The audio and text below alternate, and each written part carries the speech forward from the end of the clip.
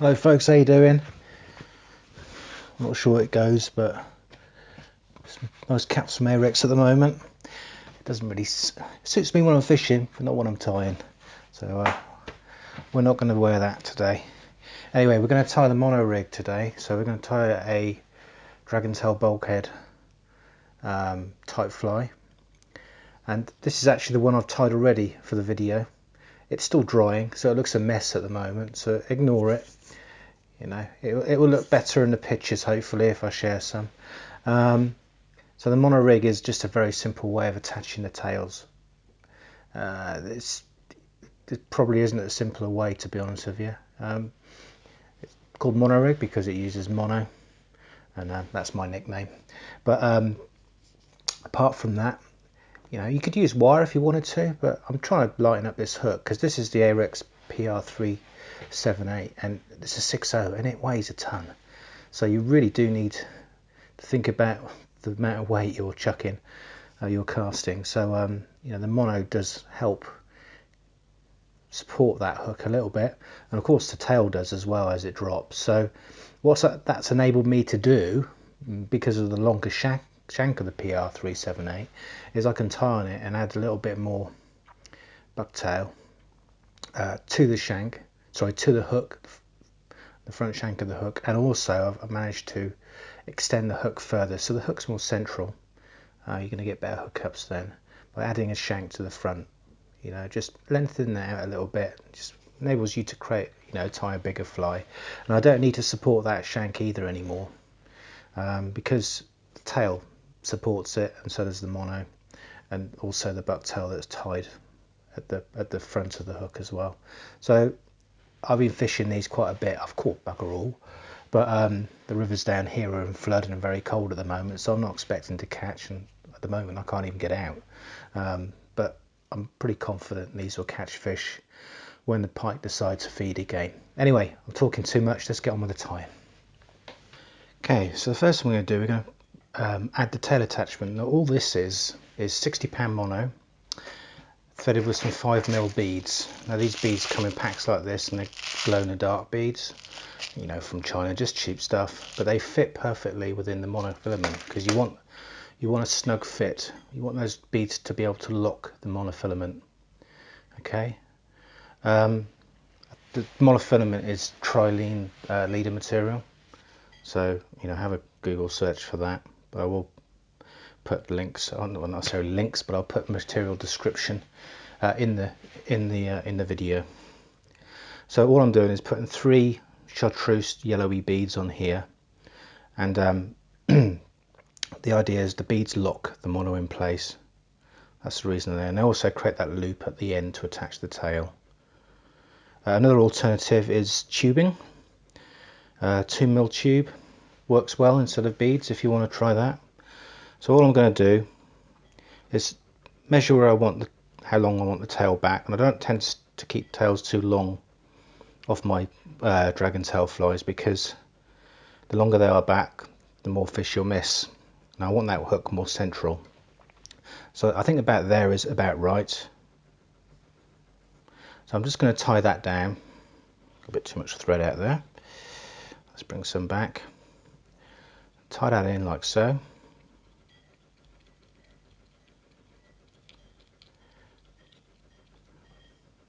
And that's it.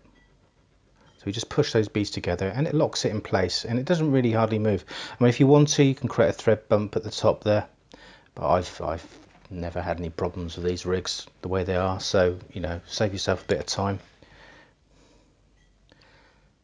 Add a bit of glue down. So the next step is to add a little bit of bucktail.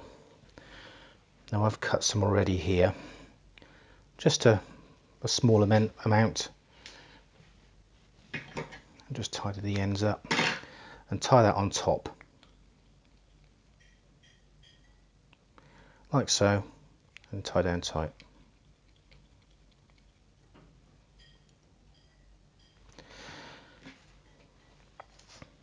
For the next step, what we've done, or what I've done, is I've blended some synthetic with Hedron Perla Glow, this stuff,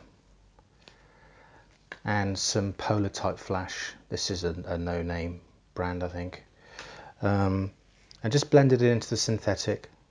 It just sits better. You can tie them in separately, but you know, we're trying to save a little bit of time here.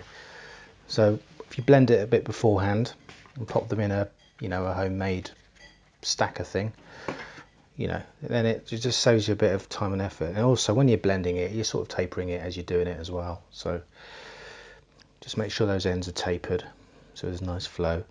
Now you want to come past the tail slightly by about 1 inch or so. And if you come too far past the loop at the back here, you'll find the materials will impede the Dragontail that we're going to attach later. So I suggest you know, be careful how far back you come. But we want to make this a fairly sort of longish fly, you know, 6-7 inches. So what we're going to do, we're going to tie that down on top.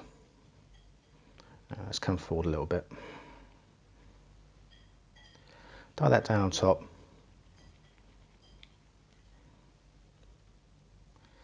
Make sure there's an even distribution just on the top half. And now what we're going to do, we're going to separate the two evenly, and then we're going to pull them underneath. If I can, like so, and just move your vise around if you've got a rotary vise, and just pull those materials underneath, like so. So it's got a little bit something like that. Now come forward. We're going to take some more bucktail, and we're going to perform a bulkhead tie-in on this piece, because you want to really give this hook a bit more buoyancy, because it's a very thick hook. It's very heavy. I haven't weighed them, but you know, I can tell you it's heavy from fishing it. So you know, we want to slow the sink of that hook down, because we all like fishing flies that swim nice. So you know, if you can get it swimming good and swimming fairly level, then you're likely to keep fishing it a bit more. So what I'm doing with the bucktail, just pulling it through like that.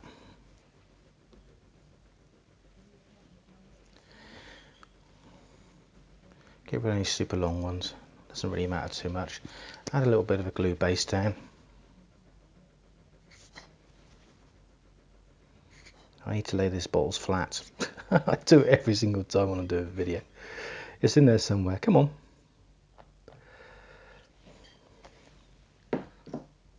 Lay it out on top.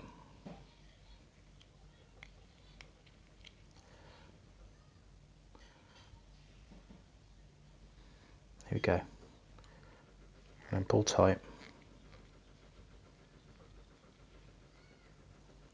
Now if you laid it on top and span it like bucktail, you wouldn't really get an even distribution, so the easiest thing to do is lay it on top and use your thumb to push it down.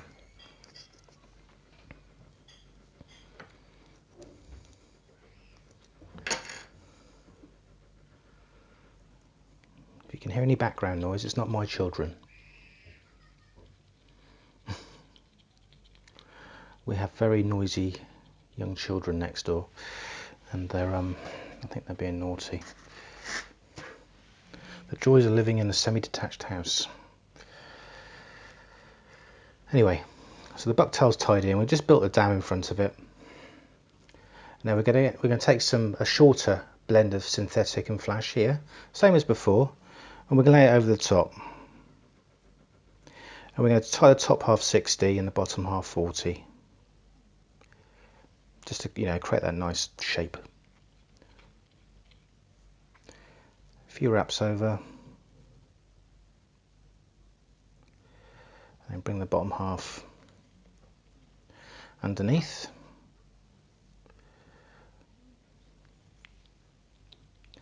Like so. And just make sure they're distributed underneath. Just push your thumb into the materials. Like so. And whip finish.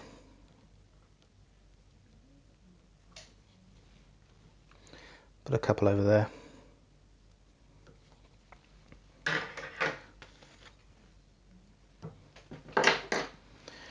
Right, so that's the first part of the fly done. Now we're going to take a shank. This is a homemade shank because I like my shanks to have the eye the same as the rear. It just creates more strength then. How well you can see that. So all I'm going to do is, before I do that, just add a little bit of glue. You could colour that white thread in green if you wanted to. This fly's going in my box, so I won't be that fussy with it. Thread your shank through and take your hook out the vise. Now you can use shop bought shanks.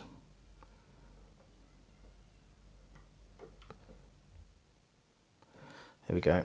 I'm just going to use a clip just to keep that hook from jabbing me. So before we put some thread down, we're going to put some more wax on that thread just to stop it slipping on that steel. Now this is a 1mm stainless steel shank that I've made with a one-step looper. Now just be very careful with those loopers because I've broken 2 in the last month by trying to bend a 1.2mm wire. I can tell you now it doesn't work very well. So if you do use it, I think 1mm is probably your maximum, and less, and obviously less. There you go. Make sure we've got plenty of wraps down there to close both those ends of the shank.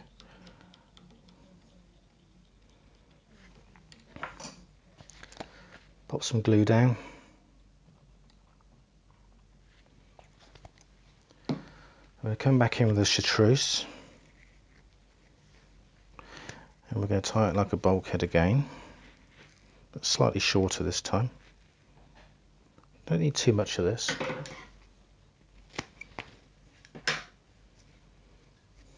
Let's take the under fur out, give it a pull the ends through and back over, and you can see it staggers the ends then.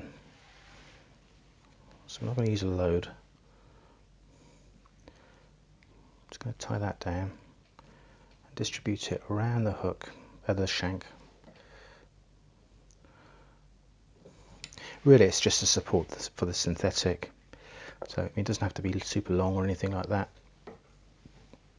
You can use other things to create the bump to push that synthetic out, but I quite like bucktail, and also it's very light to cast. Just get that nice movement in the water.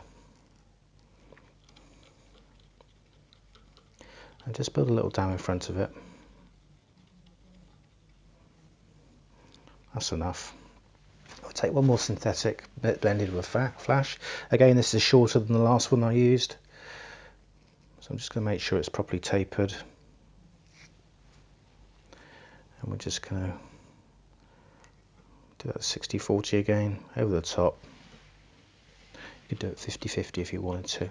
There isn't any rules. Just showing you the way I do it, which changes every hour.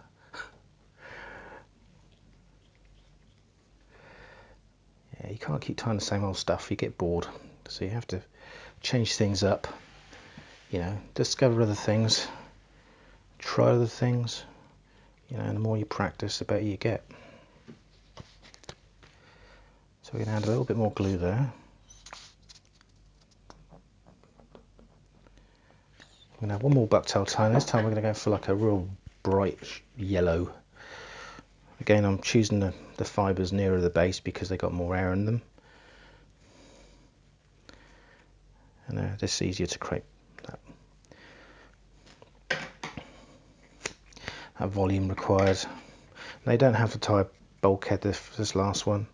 I sometimes do, sometimes don't, because we're going to create some bulk in the head, but I just like to do it because as well as giving the fly a little bit of buoyancy, it also supports that bucktail when you reverse it. And I think a lot of people forget that. They think I've got to cut it off because it adds more weight. It doesn't have hardly any weight at all. But, you know, people say things and they're not always right, or they believe certain things because somebody else has done it. So that's always the best way, is to go out and fish it, test it. Really want to. There we go, just tying that down.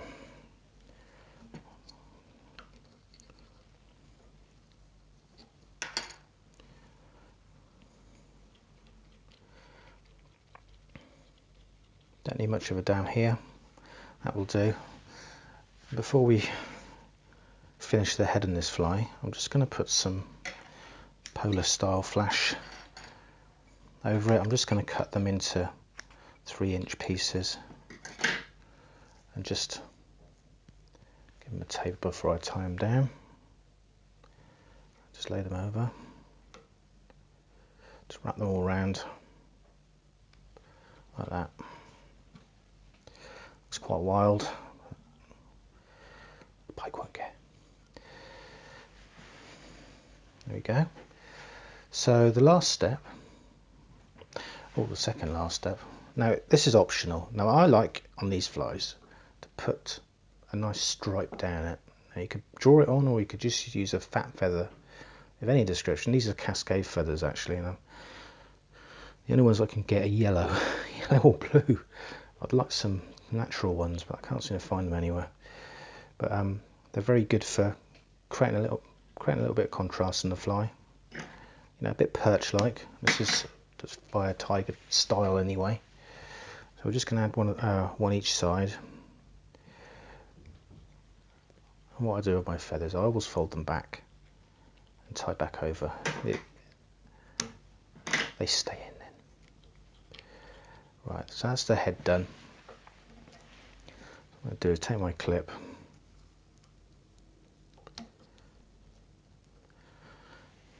And we're going to create a dubbing loop now, head. Now, you don't have to create a dubbing loop head, you can stack it here. Depends what head shape you're going for.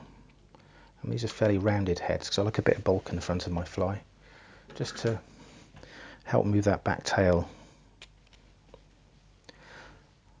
So with dubbing loop, it's always important to wax it. Sticky material. Now we're going to be using a mixture of naiad and strung fuzzy for the head. Probably more naiad than strung fuzzy. Now if you watched the last video, I did exactly the same thing there with this, so this is pretty straightforward. We'll just take a fairly long piece. I'm going to cut it into 2-inch pieces, and I'm going to take some strung fuzzy and do the same.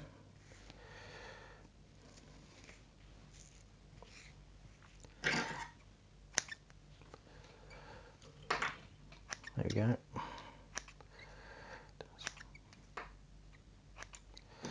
A few of the materials mixed in there as well, so I'll pick those out as I'm blending. So what I'm doing with this, just bringing it through, blending the naiad and the strung fuzzy together. Like I said, you could just use strung fuzzy on your own, on its own if you want to, but I like quite like the softness that the naiad brings to the head as well. It just creates a little bit more weight, so it's not floating too much.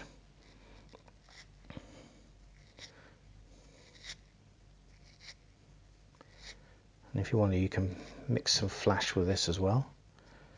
But I find this is perfectly adequate. So once you finish blending, just grab a comb and just come through each side just to untangle any fibres, because it will help when you're spinning. Now I haven't got a great deal in this one, but it's fine. Sometimes I go for a bit more than that. I'm just going to spread those materials out like so. I'm going to start spinning.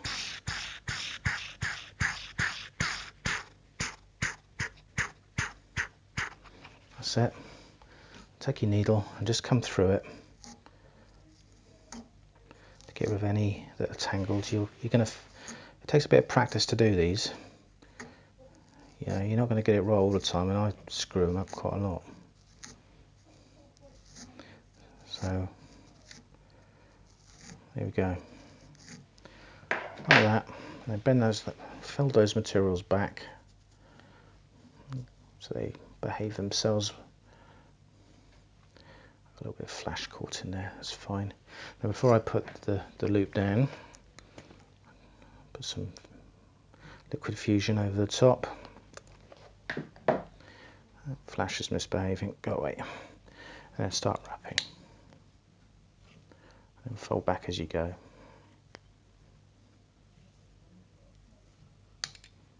If you find it starts catching, just get your needle in there and just pull them out. Out, just jab myself.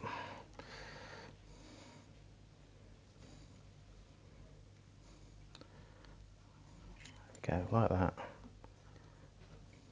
You get a very durable head if you do it this way. But like I said, you can stack it. It's not quite as durable. But sometimes you want a darker back, a lighter bottom, so you can't really do that with a double loop unless you get a marker and colour it up, but of course that fades over time.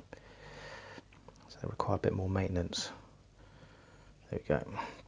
So we're just going to put a couple of turns over it to lock it. And then keep everything tight.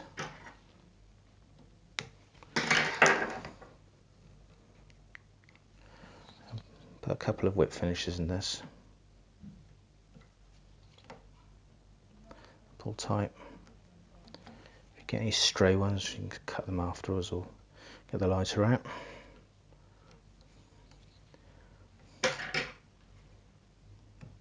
There we go. What I'll do before I put the eyes on is just come in with a needle and just unpick any tangled ones. Like so. If you want to comb it, you can comb it. There's quite a light head on this one. I usually go a bit more actually. It doesn't matter. You get the idea. Now for white thread, I'll just give it a colour with the orange marker pen.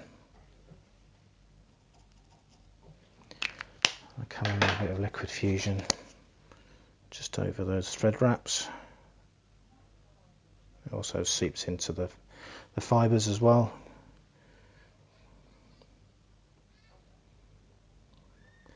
Like so. Now I like to put eyes on these ones. I don't always put them on, but today we're going to put some eyes on. So I've just got some normal flat tape eyes. Now I've been using tape eyes for a long time. I just wish they were a bit more available in the shops, but I don't think they're. I don't think they make much money out of them. So that's why we don't see them. But these are just China ones. The problem is you've got to wait months for stuff to arrive from China. So, but they're just normal 10mm flat eyes, and you find them more durable. You know, they don't look it, but the problem we have with normal 3D eyes very often is that they're not very well made sometimes. So the epoxy comes off the base. Even if you coat it, it happens. So I prefer flat eyes, and then I'm in control of what coating goes over the top then. I know the coating that I use last, so stops them looking so bulbous as well. There we go. So I'm just putting an eye on each side. So I'm just looking at it. So all I'm using for this is EvoStick Serious Glue. Now this doesn't set straight away, so you can come back to it and reshape.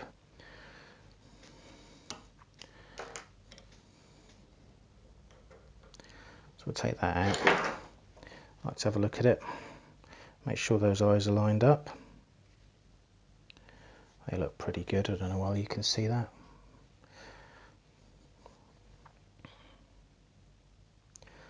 So once that's dry, you've got a couple of options. You can use UV resin to come over the eyes, but I like putting Gorilla Glue clear over it and chucking them on the dryer. I just find this more flexible than all the UV products out there, and more durable, and it stays clear as well. The only problem you can get with it is tiny air bubbles, so just be very careful when you're applying it. So the last job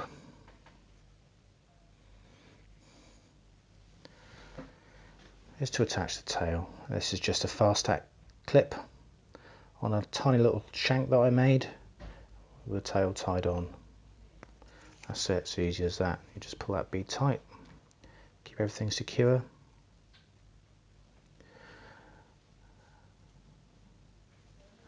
And that's it.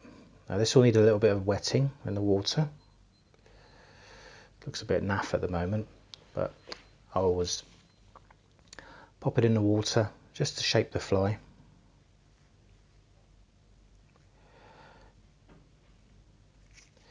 And that's it. Anyway, thanks for watching, and I'll catch you on the next one. Cheerio.